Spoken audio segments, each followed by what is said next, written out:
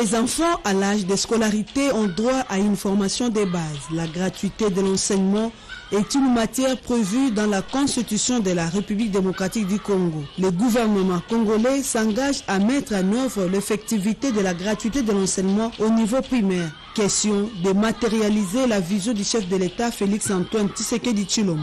D'une part, cette matérialisation a été accueillie par les enseignants qui ont salué cette belle initiative. Je salue cette initiative du chef de l'État pour ce qui est de la gratuité de l'enseignement. Les effets, nous les sentons dans plusieurs aspects. Il y a l'aspect financier. Dans le temps, les parents ne parvenaient pas à scolariser leurs enfants. Mais actuellement, comme le secteur public, les frais sont devenus minimisables, vous voyez.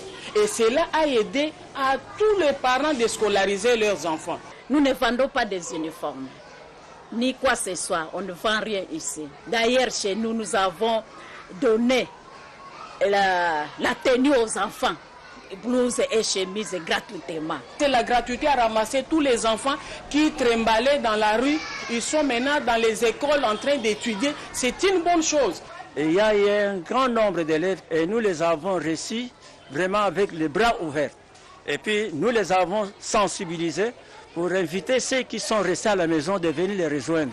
Avec ce système de la gratuité, les enfants sont tous à l'école. Quand il y a eu motivation, les parents se disaient nous avons des charges à payer, tout ça, il y a beaucoup d'enfants. Mais maintenant qu'il y ait la gratuité, les parents nous mettent en retard pour retourner les enfants à l'école. D'autre part, les écoles ont connu la croissance démographique. Cela nécessite l'ajout des salles de classe. Nous avons des grandes classes, qu'on puisse nous donner même des bancs. Regardez notre espace ici, c'est vaste, une grande concession. S'il peut songer aussi à venir construire ici. À cela s'ajoute le problème de la disparité de primes des enseignants du primaire selon qu'on est à Gombe ou dans d'autres communes. D'où provient notre découragement? C'est juste, le ministre a essayé de séparer les gens de Gombe et les gens de la cité ici. Mais nous donnons les mêmes enseignements, les mêmes programmes. Comment est-ce que pour payer, on doit payer les gens de Gombe 200 000. Aujourd'hui, nous venons d'apprendre que non, on a encore ajouté un 100 000 pour faire 300 000. Entre-temps, ici, chez nous, c'est 30 000, au lieu de 300 ou 200 comme les autres. Alors, pourquoi cet écart? Pourquoi cette indifférence? Les prêts que l'État a mis à notre disposition, on les touche difficilement et en grand retard par rapport à la banque Tembe. Donc l'Access Bank nous paye toujours après au moins 45 jours. Le gouvernement, à travers le ministère de l'EPST, déterminé à lutter contre les antivaleurs en milieu scolaire. Un constat amer est que dans les écoles publiques, l'insécurité bat son plein, a souligné la directrice de l'EPEDIS, Ngiri. Ça, c'est un complexe qui regorge 3 écoles. Nous avons une grande difficulté. La difficulté, c'est quoi? Ce sont les Koulouna qui viennent nous envahir. Les parents ont peur d'envoyer leurs enfants au milieu où les Koulouna entrent à tout moment.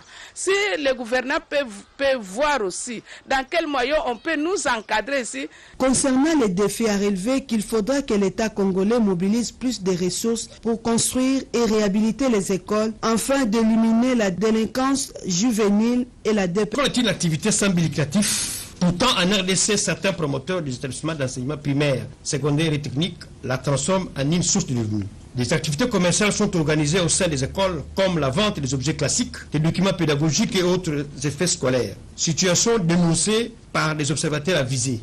Donc, des gens employés pour dispenser, pour faire un travail pédagogique, se transforment en vendeurs. Or, la vente fait partie des opérations du commerce. Et en République démocratique du Congo, la pratique du commerce est légalisée. Vous avez ce qu'on appelle des évasions fiscales. Parce que quand une école vend, l'inspecteur de l'économie n'accède pas dans une école parce qu'il sait qu'une école, ce n'est pas une entité commerciale, ce n'est pas un établissement commercial. Et vous avez donc des réseaux mafieux qui opèrent, qui profitent à échapper à la parafiscalité en fournissant autant de matériel à ces responsables d'école véreux. L'autre paire de manches est la même mise de la trésorerie par les promoteurs de certaines écoles. Pour eux, les finances priment sur la pédagogie avec comme conséquence et rabais de la qualité de l'enseignement dans ces établissements. Vous avez des gens qui créent des écoles privées pour business. Vous avez des écoles privées, vous pouvez faire des finances, créer une école, et celui-là Les fausses personnes. Mais généralement, dans les écoles privées où on fait le business, on ramasse n'importe quel diplôme. Parce que celui qui a terminé l'université, il n'est pas agrégé, il vient donner cours. Celui qui a terminé dans un institut supérieur qui n'est pas pédagogique, il vient donner cours. Et à ce moment-là, les principes pédagogiques ne sont pas respectés. Les inspecteurs de l'enseignement ont pour mission de veiller sur l'effectivité des activités totalement pédagogiques en milieu scolaire. Entre autres, aussi les contrôles financiers appelés C4. Aucune raison d'user de pratiques illicites sous prétexte de suppléer aux besoins des enseignants. Pour ouvrir une école privée agréée, au-delà des infrastructures, mais il y a aussi les conditions financières. C'est-à-dire, si l'enveloppe annuelle de faire fonctionner une école requiert 300 000 $, s'il faut se référer à la loi, vous, promoteurs, vous devrez être au moins capable de présenter la moitié. Bon, on comprend les situations ou les contextes dans lesquels l'État exige, d'abord l'État interdit. Vous avez la circulaire de Madame le secrétaire général qui rappelle l'interdiction formelle de toutes ces pratiques, de vente et consorts, et vous avez aussi la lettre de M. l'inspecteur général chef de corps qui a rappelé aux inspecteurs principaux provinciaux de suivre de près les écoles où ces pratiques se font parce que ce sont des antivaleurs. Le savoir ne peut être monnayé. Les dispositions internationales en matière d'éducation exigent aux États de réserver 22% de leur budget à l'enseignement.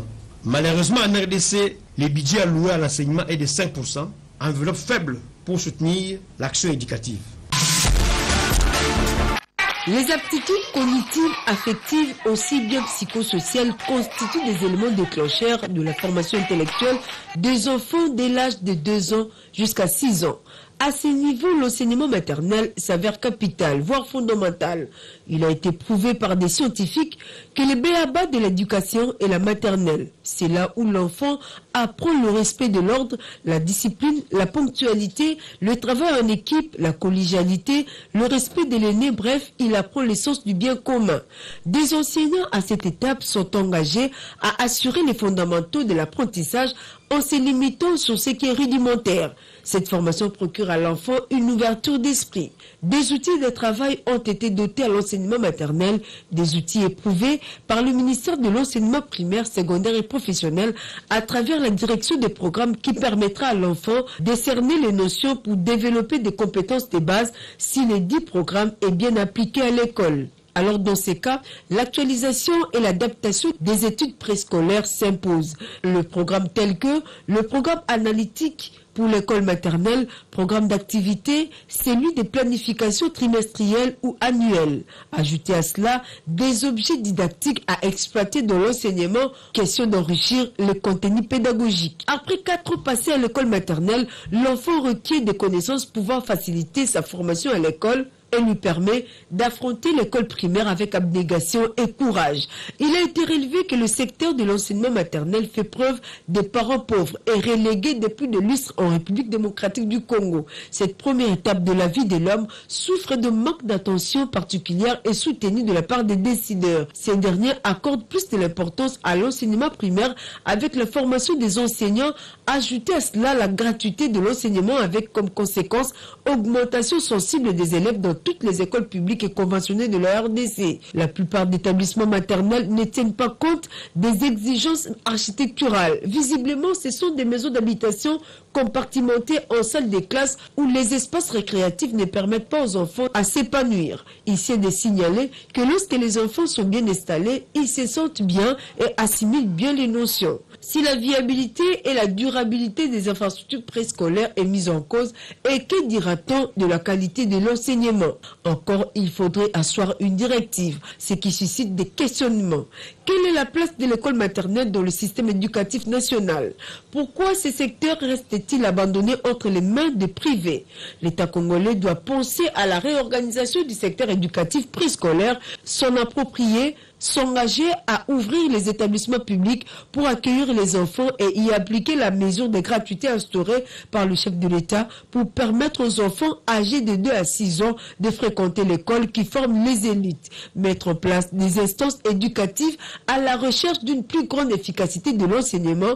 Elle consistera à organiser de manière permanente les séances de renforcement des capacités des enseignants